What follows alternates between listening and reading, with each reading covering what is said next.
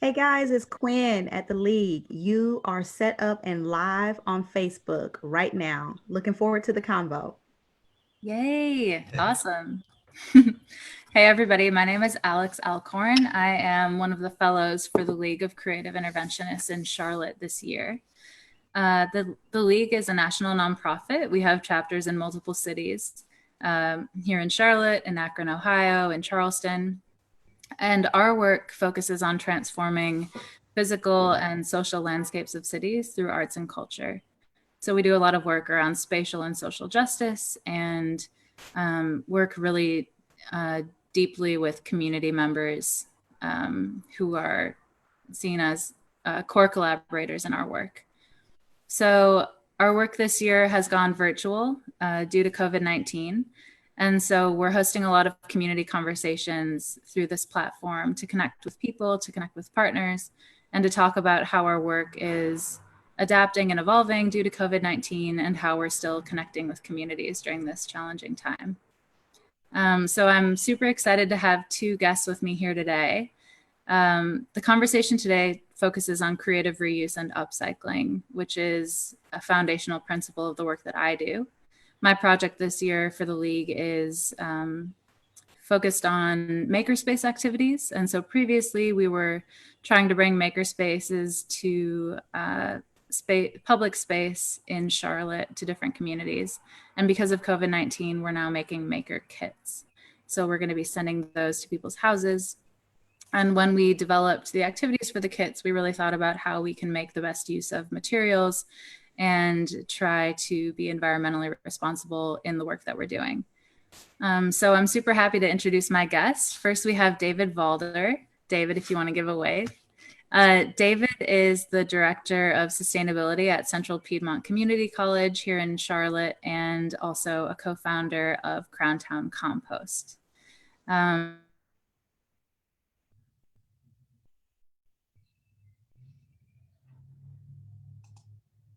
I believe you're frozen there for a second. Okay. Yeah. So yeah, I'm the one of the co-founders of CrownTown Compost. We're a food waste collection business. I guess Eric, you should introduce yourself. Okay. Hey. And also, oh, there it is. Are we back? Yeah. Cool. Okay. Did you hear the introduction I did for Eric? No. Or did I it? didn't. Okay. No, we got David. Yeah. Yeah. Okay, cool. So Eric, if you want to give a wave. Hey, how's it going? Awesome. There we go. All right. So Eric is the executive director of Trips for Kids, Charlotte, and the Re-Cyclery. So I'm super happy to have you both today. Thank you so much for being here. So I'll start with David. David, is there anything else you want to say about yourself? And will you kind of tell us about the work that you do with CrownTown Compost? Sure. Yeah. So CrownTown Compost was started about 5 years ago with the simple goal of keeping as much food waste as possible out of the landfill. And so we do that through picking up food waste from households, mostly about 500 homes in Charlotte right now, and also from restaurants, businesses, offices, and it's a paid service. So that's kind of the hard part of getting people to do it, besides educating them.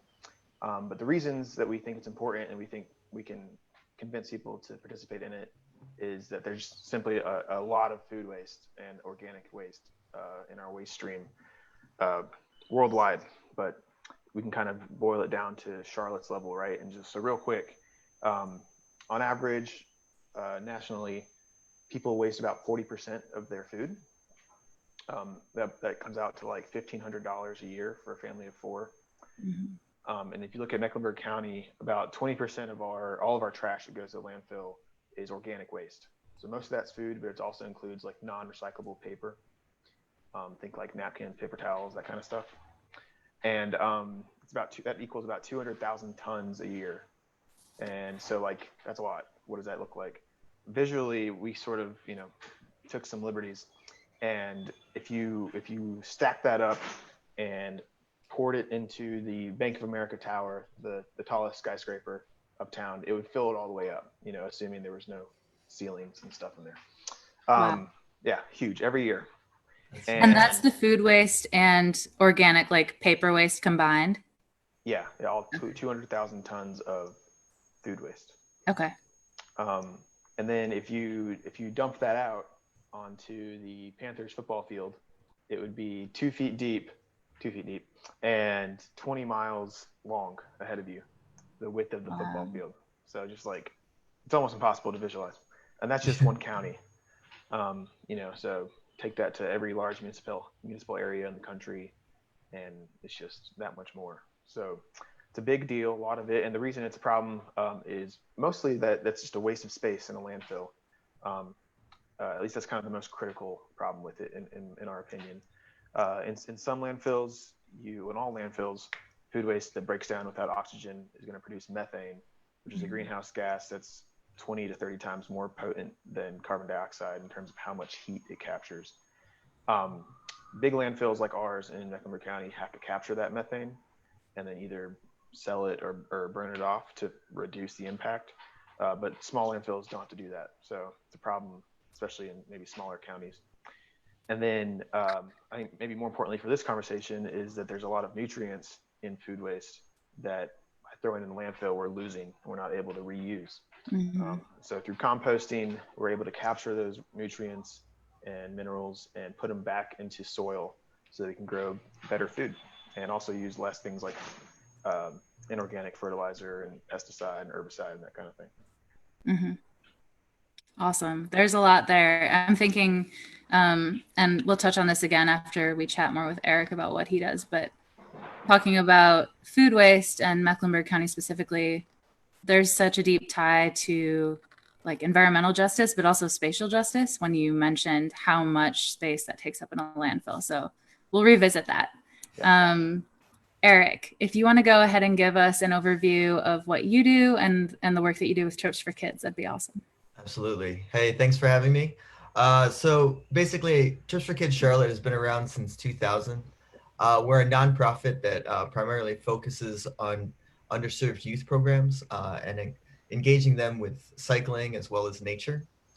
We can afford to do our two main programs are Earn a Bike program, where youth can earn a bike basically and have all the knowledge to use it, as well as our Ride program, where we take youth out mountain biking and also starting to engage in the urban landscape. We can afford to do those programs through donated bikes.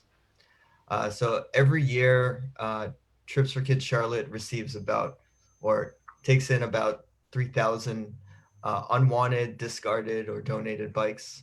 And if you think about 3,000 bikes, we can relate this to those are 3,000 bikes that would normally be destined for the landfill or to be discarded or rot away and whatnot.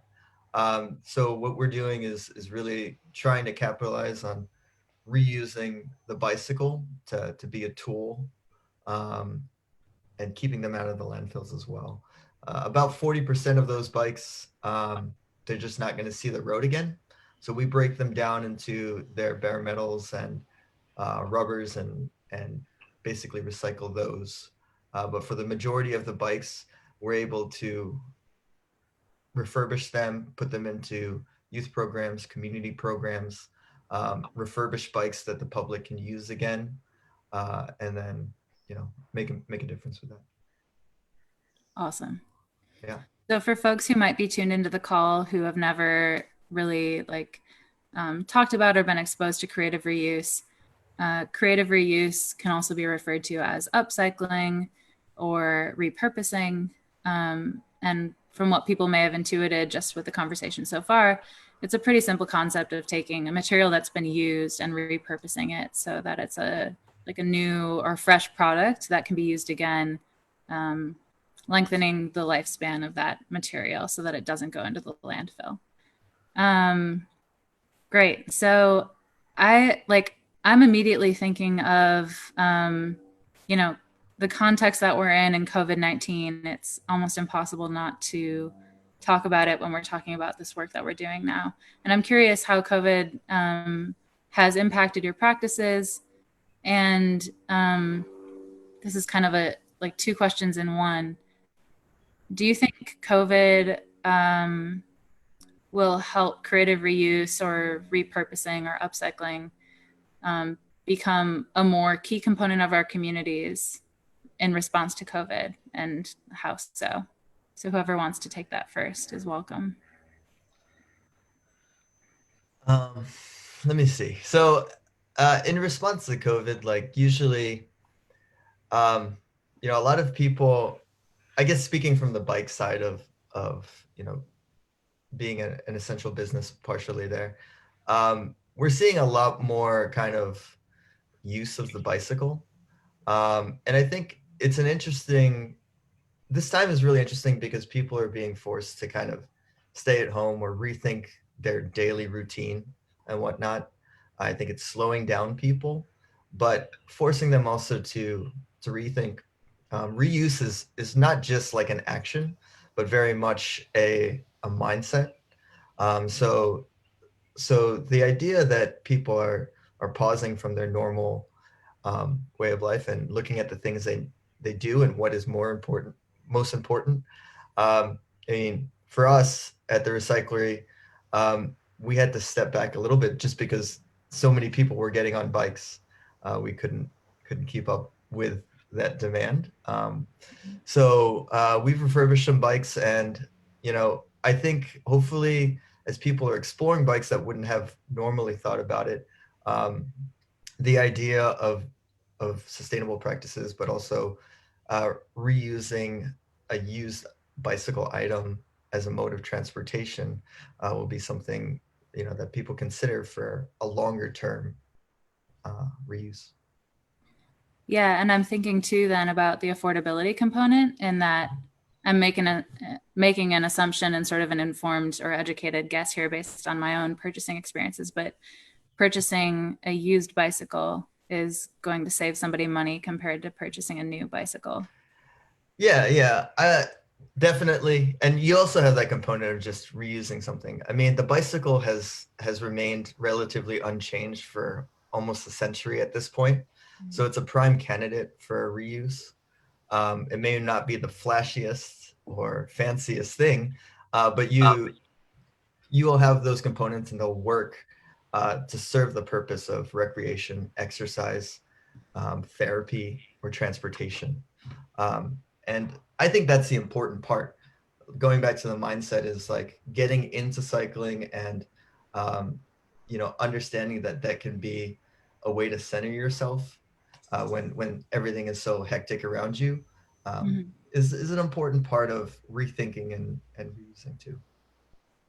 Yeah, not only is it great for the environment to use a repurposed bicycle, but in terms of like reduced emissions, but it's also good for health, for exercising, for getting fresh air, and it's a mode of transportation that's pretty affordable. So Yeah. yeah, I think it's timely to talk about this in light of what we're facing economically right now, and in terms of what the world looks like. So David, I'm curious to hear your response to that question about CrownTown's response, or how your practice is changing during COVID, and what you think the ramifications of COVID are for composting and maybe food waste in general. Yeah, I think what comes to mind first and foremost is that with everybody, or the vast majority of people, either working from home or at least spending a lot more time at home, the residential waste production has increased a lot. So people are home more often, are cooking more. So for us, we're getting more food waste with our existing customers. Some people are, asking for additional containers, which is great. We're happy to keep that stuff out of the landfill. But also, if you're not composting, you're probably noticing that you have a lot more food waste than usual. So maybe your trash can's filling up faster, or you're smelling worse. The city of Charlotte actually has had some serious issues with increased amount of food waste, and also, I guess more so, increased amount of yard waste in the trash, because they had to postpone yard waste collection for a while. And so they've had trucks filling up sooner, containers that are too heavy, that kind of thing. So I guess the point I'm getting at is that I think that people in their homes are starting to realize, hopefully, just how much waste they produce. It's no longer spread out, in their day where they're going to the office and they're throwing stuff away there, and they're going to a restaurant and the waste is hidden in the back of house, and now it's all kind of front and center in your home. Even me, I mean, I own a compost company, but I've probably tripled my online ordering, so I have like a stack of cardboard in the back, Yeah. And I think that it's sort of we're slow to change as humans, and my response, and I think a lot of our responses when this all happened, was like, what can I do to keep that instant gratification going and keep my life as normal as possible, which for me ended up meaning ordering too much stuff online and wanting to get it as fast as possible. And hopefully a more long-term response for me and for the people in general is to kind of like Eric said, take this chance to slow down. We don't really have to. It's not going to hurt us as much if we don't get that package in 2 days, or if we take a week to think, do I really need to buy that, whatever it is. And so slow down, be more efficient in our consumption.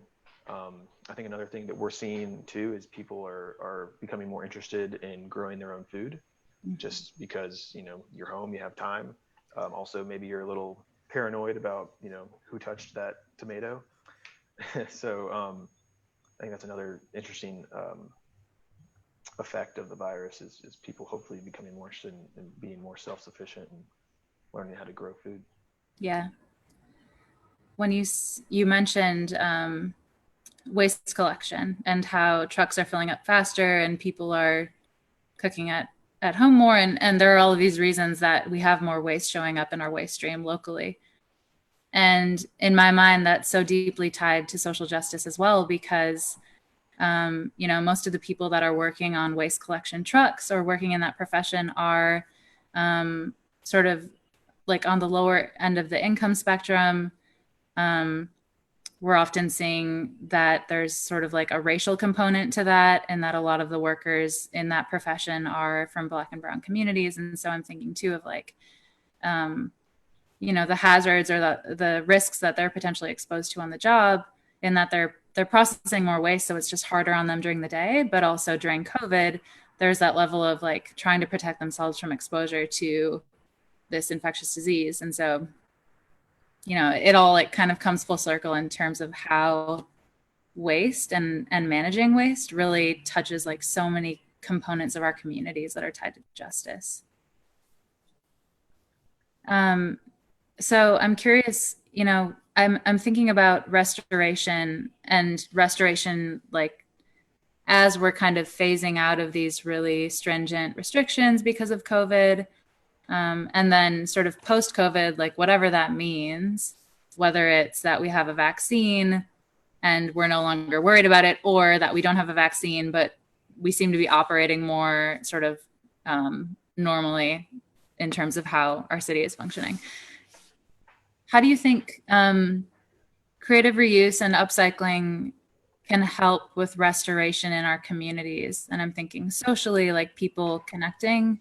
I'm thinking environmentally and economically. And feel free to speak outside of your area of practice as well. Like you can speak to food waste or repurposing bikes, Eric, or reusing bicycles, but feel free to speak to like materials more generally. Sure. Yeah. I mean, I would say like, when you really look at it, when you think about the use and the way that we view use, we live in a really disposable economy, or disposable world, really.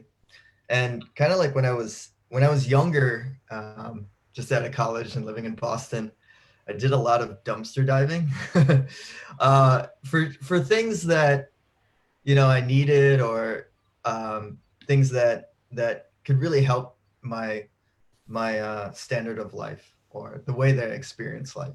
Whether it's like a table, a light, some kind of like utensil or something like that.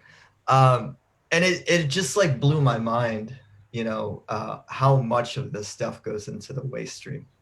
And you think about also like how much energy and time is spent to create items and to like build them and put them out and sell them for it to get to you, right? So, like I think something that can help communities is really just thinking about, you know, that social standard of how we view things and how we use things and how we dispose things. And I think part of it is just like, you know, there are people, you know, when you're done with a desk, maybe it's just like a little bit worn or whatnot, you put it to the trash or you throw it away just because it's the easiest thing to do. I mean, I think, you know, finding spots or thinking of things like free stores or you know, $0 swaps, making that social shift to thinking about, okay, A, do I use it? Has it been used in a while? Chances are, if you haven't used it in a while, you won't miss it, but somebody else might need it. So looking into your community, seeing if there are places that can use these items, um, and paying them forward.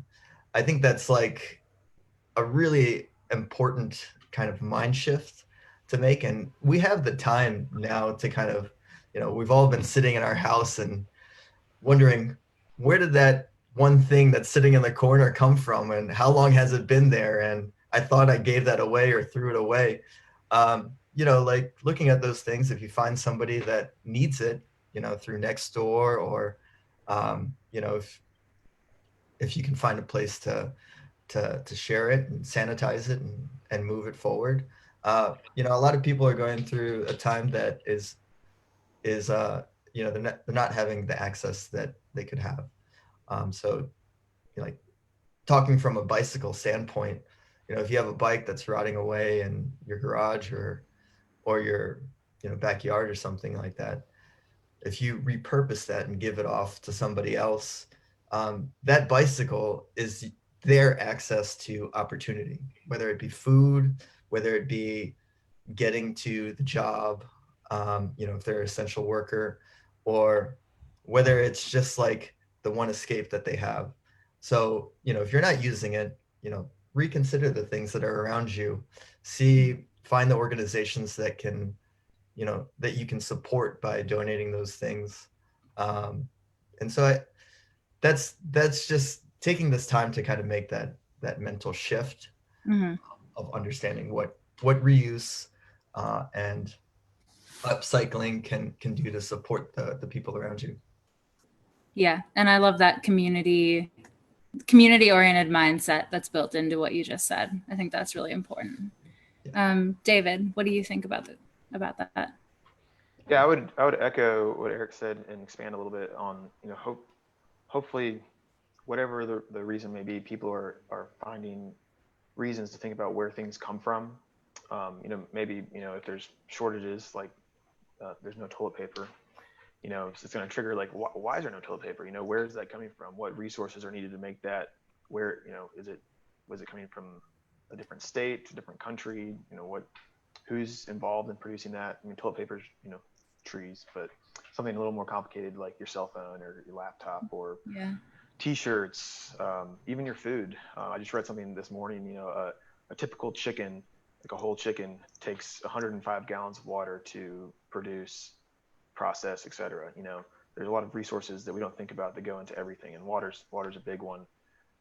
So I think just being more aware of how almost everything that we consume is we're taking resources out of the ground, or it's water, or it's human resources, people, some of which humans, you know, can face negative impacts, especially from extraction industries like oil or mining um, or just production where there's a lot of air pollution and toxic materials.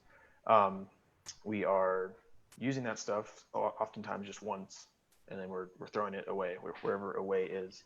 So I think, you know, going back to kind of slowing down, and being more aware of what a supply, you know, where our stuff comes from and what's the supply chain for the everyday individual. That's not a thought. The thought is, you know, how cheap can I get this thing? How fast can I get it? And so I think when that gets disrupted or things become more expensive, we start realizing that there's problems in the normal, well, the conventional way that we've gotten things. And I think another mindset, another shift that's going to happen, more, I guess, more related to kind of economic downturn, is just that sense of security is now kind of gone for a lot of people. Whereas where 2 months ago, we a lot of us weren't thinking about where our next paycheck's coming from, and so we're not thinking about, how much, we're not so concerned about our consumption. Now it's like, you have to really decide what you're going to spend your money on. And I think that, when it comes to creative reuse and upcycling, oftentimes it should result in long-term savings and long-term sustainability, maintenance of your income, and kind of wasting less, not just wasting less stuff, you're wasting less money as well. Yeah. I will say that one of the things that I picked up during this COVID-19 time here was actually composting. So it actually saves me a good bit on my trash bags, because Nice. I'm eating a lot of like just vegetables and things like that, and you know, instead of just putting it all in the same stream, I've kind of been a lot more diligent and in separating those things. So I just have a bucket that I throw things in. So That's so awesome. yeah. David, to what you said, I keep like pulling this back to people, but I think that this is a really important facet of creative reuse and upcycling, like a key component of the story that's often missed, which is that human side of the supply chain. And so we talk a lot about like the environmental components and externalities in terms of like carbon emissions and toxic chemicals and air pollution and all of that. But just like I pointed out, the waste with the people who are managing our waste, there's also the people who are working along the entire continuum of the supply chain. And, thinking about like, if it's the iPhone, we talk about like who's working in the factory that produces that iPhone, and how much are those people being paid? Or even like on, we can make it more simple. The farms where we're getting a lot of our food, how much are those agricultural workers being paid? Do they have, we know most of them don't have benefits. They don't have any sort of protection. And now during COVID, there are a lot of ramifications for those people. And so a part of thinking more locally about the materials we're using is really protecting people and protecting workers. So I love that kind of component of the storytelling. Okay, so it looks like we have a question from our listeners. The first one is, what inspired your journey to adopting an environmentally conscious lifestyle? Is that direct? Go ahead. No, you go first. Yeah, I mean, I would say it's my grandparents, just kind of like passing down sort of family tradition of a mindset. My grandma was composting in her backyard before I knew what it was, and saving her dishwater to water her houseplants. So from a young age, I was fortunate to have that. And then I think as I got closer to adulthood, just sort of seeing that there's people out there who are actually being activists and making businesses out of these passions, woke me up to the possibility that, it could actually be a significant part of life.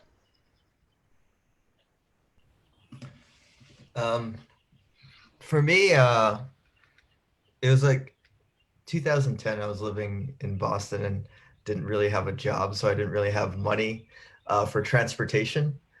So I went to a nonprofit and basically volunteered to earn my first bike. And at that time, like that, living in Boston is not cheap. So that was my only option for transportation and getting around. But I quickly found that it was much more than just transportation. It taught me a skill, and kind of like a mindset of being self-sufficient in ways. And so I just kind of took to that and have been doing that since. But prior to that, when I was living in Charlotte before 2010, I was much more of a like didn't think about these things. So, like it can come to you at any time with any particular thing, something that latches on, or something that you don't really think about can click in you one day, and that can start the conversation of, well, I'm doing it for this thing, and this is important and this makes a difference. What are the other things, other parts of my life that can also change? Um, and down the line, part of that became composting for me. So to keep on with that sustainability. Awesome. All right. The next question from our listeners is, for folks new to the concept of creative reuse, what are some ways to get started? I'd say probably just look around at the things that are maybe broken, that you have, that maybe you didn't want to get rid of, but have just kind of put to the side and thought you would one day figure out what to do with it. I mean, this might be a good time to kind of see how you can repair it, and if not repair it, what it can become, or how you can dissect it to have parts of it reusable and other parts not reusable. So yeah, I mean, it could start in something as small as that. Maybe you've had like a coffee table that's been propped up by a couple of pieces of cardboard because the leg is a little crooked. Like, fix it, and then that could be a good solution. Or maybe that cardboard is the solution. I don't know. Awesome. Yeah, I mean, I think sticking with compost, I think now is a great time, good time as any, but you have a lot more time on your hands to just give composting a shot. And like Eric said, he's just started kind of separating it out and seen some benefits from it. But all you need is you don't even need a yard. You just kind of need a bin, even on your patio, where you can keep stuff. We don't. I mean, it depends on your cooking style and your diet, but you could easily do it on a patio with a bin and a lid. If you have a yard, even better. Just make sure you put a ton of leaves in there. That's number one problem. What are the leaves for? Do you mind explaining that? Sure. Yeah. So the science behind composting. First, I would say there's no wrong way to do composting. I mean, if you start smelling or you have a lot of flies, then you'll know you're doing something wrong. But basically to get started. But so the science behind it is you need to have a balance between carbon and nitrogen, and you want to have about 4 times as much carbon as nitrogen, 3 to 4 times. And so with leaves, because they're so light and full, and there's a lot of air between leaves because they get hard, you almost need like 10 times as many leaves as food waste. So, and leaves also do a great job of kind of soaking up the moisture and the smell of food waste. So it's great. You can't have too many leaves. But yeah, so leaves provide the carbon, whereas food waste provides the nitrogen. And too much, usually it's the cause of smell or flies is too much nitrogen or too much food waste or too much grass clippings, for example. Grass clippings have a lot of nitrogen. David, do you have resources for that on CrownTown Compost, and like kind of best practices for understanding your compost? Right. We don't have too much on that on our website, mostly because our business is doing it for people. But we need to have some more links on there. But I'd be happy to maybe share something on Facebook after this, a website that we feel is helpful. But there's so much out there, and a lot of DIY, do-it-yourself methods for compost that you can find on the internet pretty easily. Yeah, I do.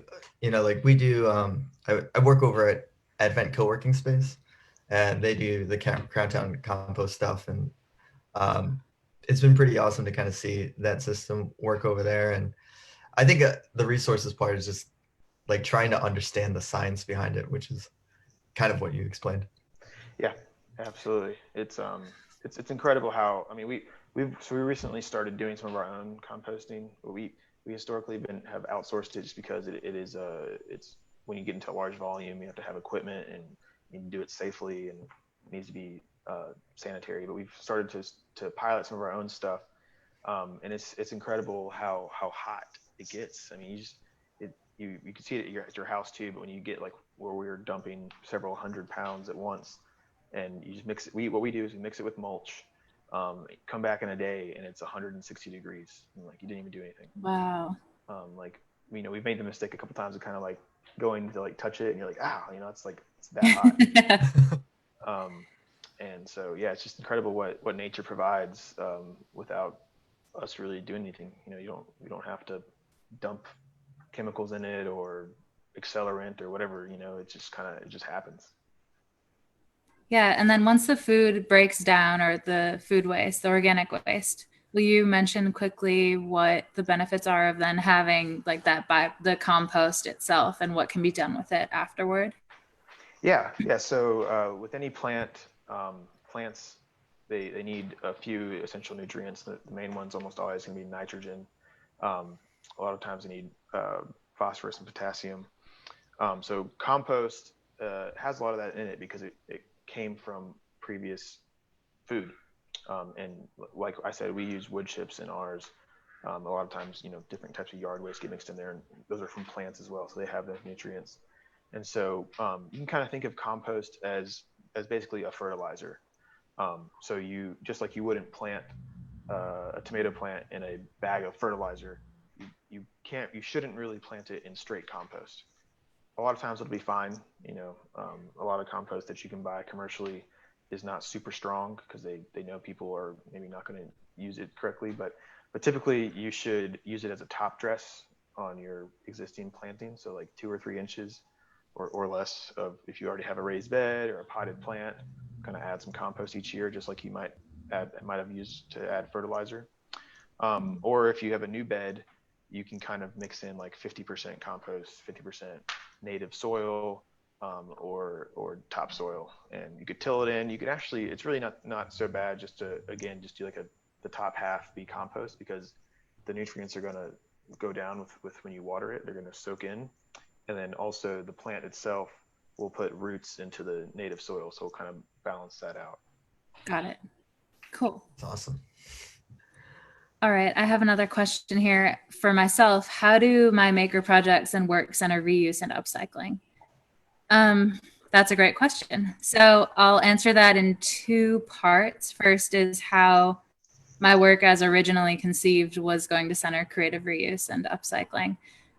So initially, when we were going to bring makerspaces to different communities in Charlotte in public space, we had several activities planned that were going to embed creative reuse concepts. So one of them was like a rainwater barrel making activity, which Eric, I think you've seen before with me. We have a great partner here in Charlotte, Coca-Cola Bottling Consolidated Company, and they have syrup delivered to their factory to make sodas in these huge plastic drums. And then they try to avoid putting those plastic drums in the landfill, and they don't have mechanisms built into their supply chain currently where they can reuse those drums themselves. And so they'll give communities these big drums for free, along with a really handy and easy kit to make a rain barrel. So it comes with like instructions and all of the pieces to fit in the spout and the tube, so that rainwater coming through the gutter from a building or a structure will then be funneled into the rain barrel and can be used to water a garden, and things like that, and save water. So it's great. It's environmentally conscious, and it helps people save money on their water bills for watering their gardens or their outdoor spaces. So we were going to do that, and we were going to give people materials to be able to paint their rain barrels.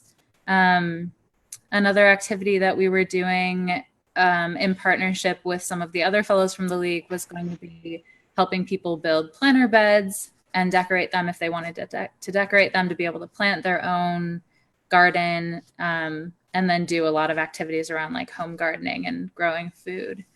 And then work that I've done in the past as well are sort of like fabrics maker spaces. So I have fabrics that I had donated to me from the Charlotte Ballet costume shop when they were cleaning out.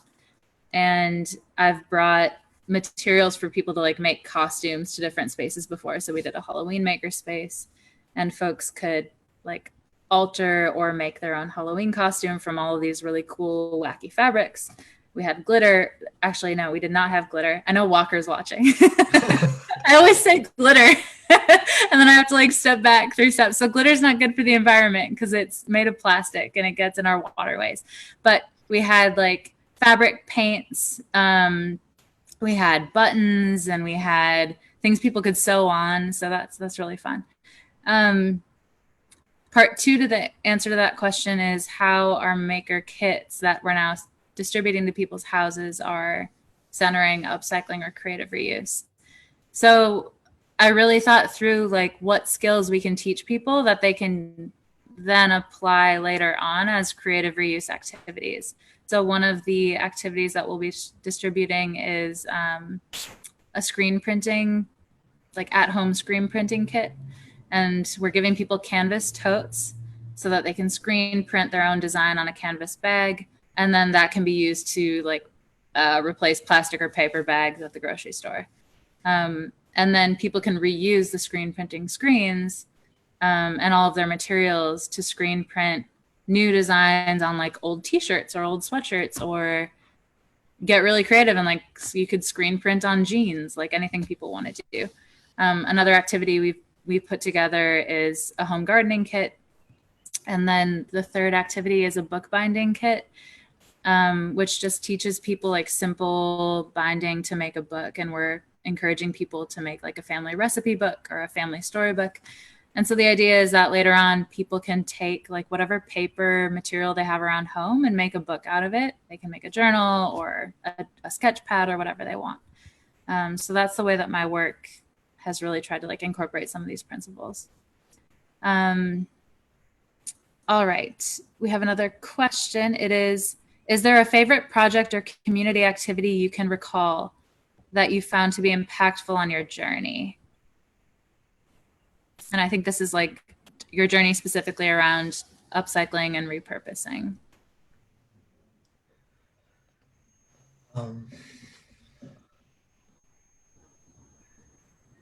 Favorite activity. Can I actually like give my answer for that? Yeah. While you like think of something that you want to say, and both of you maybe sort of answer that. Like David, you spoke to your grandmother's practices and how that inspired you early. Eric, you spoke to why you got into bicycling. One thing that I'm thinking about that has been impactful in my journey is something that really helped me to start thinking bigger about how these practices can really change life in an urban setting. So last May, actually like a year ago this week, I was over in Europe for a work trip studying creative reuse practices and the circular economy. And in a couple of towns in Germany that we visited, their public school system incorporates all of these educational practices around sustainable lifestyles. So for example, in one town we were in, first graders are required to take like a bicycling safety course, or sort of like like bike safety and how to navigate the roadway as a cyclist. So every child who goes to the school who passes through first grade takes this, and they get a little like certificate that's sort of like their bike license. And then like at the end of that, the expectation is that they understand like how to navigate different signals on the road. They know like how to properly use a helmet and all of these things that we think about that are really important in terms of incorporating or changing transportation and incorporating bicycling as a transportation mode on a large scale. And so starting them young is super important. And then they have all of these programs, kind of like Trips for Kids does, where they like have bicycles that kids can earn who might not be able to afford it. Another thing that they do is all kindergartners are required to go through a course on how to use public transportation. So they like teach them really young how to like go to the machine and purchase their pass, how they pay for it, how they show a pass if someone asks them for their pass on transport, and like how to navigate those systems safely. So that's one thing that really changed my thinking in terms of like, how do we start changing systems instead of just educating individuals one by one? To piggyback on that, I kind of say like, for me, an activity that really started it out was kind of in ways, when I was getting into bikes and stuff like that, there was a volunteer situation where you could break down bikes. Really, you don't need many tools or many skills to kind of break down bikes. It's just a combination of simple machines. But in ways that kind of demystified, the idea of working on a bike or, um, its complexities, right? So, I mean, you can do that with a lot of different things. When you think about growing plants and things like that, starting with compost and demystifying like that science and how it helps plants, I think it starts a lot, creative reuse all starts with curiosity. And I think, and identifying a problem maybe in your life or in society or your community, and like critically thinking about the back steps. I like the bicycle a lot because I feel like, you know, in a time where you're always working, there's a lot of social media happening.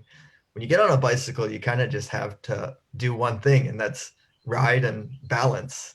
So your mind is kind of focused in one place. And I think it gives you a lot of time to think about things, think about things that you experience or, decompress. But I also think for me at least, it kind of led to um, more ideas of sustainability. Yeah. You can think of it almost in like a gateway to sustainability or whatever. Um, and I think it's important to kind of remember that when the bicycle is always seen as kind of like a recreational item, but it really is a tool for personal growth and social change. It is a connector.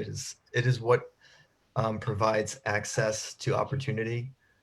Transportation is that in total, and so it can open up a lot of things and force you to kind of think about the things that you can do on your own to kind of make solutions or make yourself available to opportunity. And I think that's kind of where it might be. Yeah. Yeah. Awesome. David, is there, the question was if there's a favorite project or activity that's impacted your journey? Yeah, I think my mind goes to like the first time I went to a community garden, and I think it was like a planting day or a weeding day where everybody was kind of just there pulling weeds to get it all ready to plant. And there was an older gentleman there who like lived in the neighborhood for, 50 years, been growing his own food for his whole life. And to me, it was like this novel idea, like, oh, I mean, I'll try to grow my own food. And he had already, he had so much experience. And so that was kind of the first experience I had, or it kind of woke me up to the fact that, there's so much community knowledge out there, right? You can read all day or Google all day about how to grow your own food or how to compost, but you could probably get the answer in a fraction of the time talking to somebody who has the experience. Sorry. That's okay. Mine are sleeping. I've been waiting for them to bark. So hey, leave it. So so yeah, just that experience of like the embedded knowledge and being able to access that. It sounds complicated, but what I'm saying is having conversations with people who know how to do these things, know how to grow their own food, know how to compost, and can kind of like, share best practices. You don't have to reinvent the wheel. You can skip a lot of mistakes, and like you said about bikes, demystify it, and make it more accessible. So yeah, I mean, a week after I had the conversation, I was planting stuff in my yard and putting a compost pile in the backyard. So I think That's so awesome. yeah, it's and then a year later, my dad started doing it. When just because I had kind of done it, he just kind of planted the seed in his head. So yeah, community gardens I think are a big, very important resource, and we have a lot in Charlotte. Yeah. That's awesome. I would be remiss if I didn't mention another fellow from the league, Brandon Ruiz, who's one of my colleagues, and he does a lot of community gardening and food sovereignty work, and is doing really awesome work in partnership with communities across the city. So if anyone is interested in finding out about some of the work going on locally around community gardening, feel free to reach out to the league and we can connect you to Brandon. All right, so it is 11:50. We can start to wrap up. I want to close out by like thinking in sort of a very forward-looking dream state, because I'm feeling the need for like a little bit of escapism right now during COVID. So I'd love to hear from each of you, kind of like, you know, in whatever time frame makes sense. Like, what are the possibilities around creative reuse in our communities? Like, if we really, as like Charlotte, Mecklenburg County, as a community in solidarity, embraced creative reuse and repurposing, what could it really look like on like a massive scale? And so I'll start. I think a lot about like, you know, Walker made a comment that said, imagining compost and food rescue and clothing donation teams on repurposed bikes where people are riding around the city, collecting items that can be repurposed. There's like a central distribution center, and artists and educators are able to go to that distribution center and like source plastic caps, cork, you know, whatever, like glass bottles, whatever people might need for crafts that they're doing in the classroom, or like making things for their artistic practice. So that's sort of like my dream state. I'm curious what each of you wants to say to that. I mean, go ahead. Go ahead. You go first. I've been thinking a lot recently, or it kind of came back to memory recently, this concept of like community tool sheds. It occurred to me, you know, looking down my street every day and everybody's kind of doing yard work because it's nice out. And just like how many tools and items we each have in our house that my neighbor has, and their neighbor has, and their neighbor has, and we use it like once a year, right? So shovel, or once a week even, you know, shovels, lawnmowers, pressure washers, rakes, hoses, you know, whatever. There's not just outdoor yard work things, but other tools, kitchen tools, you know, appliances.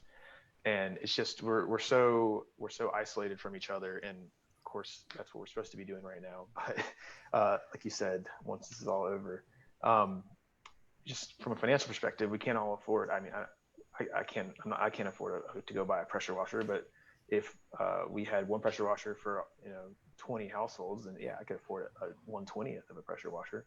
And I love the idea. I'd love to see more kind of community tool sheds that are funded communally. Maybe it's a subscription model, and the money that's in the pot goes to buying new stuff when it breaks. And I'm sure that I know it's out there. I don't know if there's one in Charlotte, but I think that'd be pretty cool and a great resource to also increase access to a lot of these tools that are sometimes limited to the financially well off. Yeah, absolutely.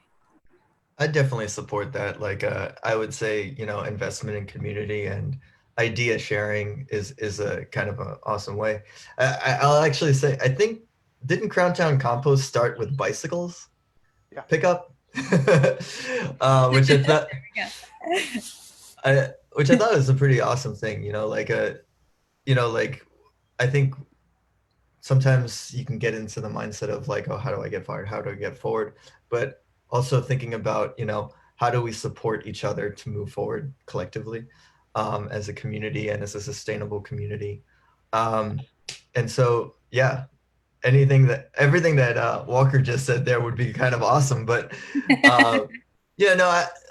on a personal note, I'd like to see more cycling in the city. I'd like to see it grow to a point where, meeting people or meeting up with people, you don't think to drive there first. I think that will take a lot of support for public transportation and cycling infrastructure, and really just the push behind educating people on these practices, even on base point of like recycling or the waste that's going in, like what are the things that we can do, like composting or reuse, or having those those areas where we can share things to collectively grow. Awesome. Well, thank you so much. We've mentioned Walker several times, so I should explain who Walker is. Walker Sprill, I think, Walker, I hope you're still watching, is the founder of The Green Assistant, which is an organization that's also deeply involved in the creative reuse and repurposing space here in Charlotte. So everybody can follow CrownTown Compost and Trips for Kids and the Re-Cyclery on social media, right? Facebook, Instagram, Yep. websites. And also please follow the League of Creative Interventionists on Instagram, Twitter, and Facebook. And we will see you all very soon, I hope. Thank you so much, Eric and David. Thank you. Thanks.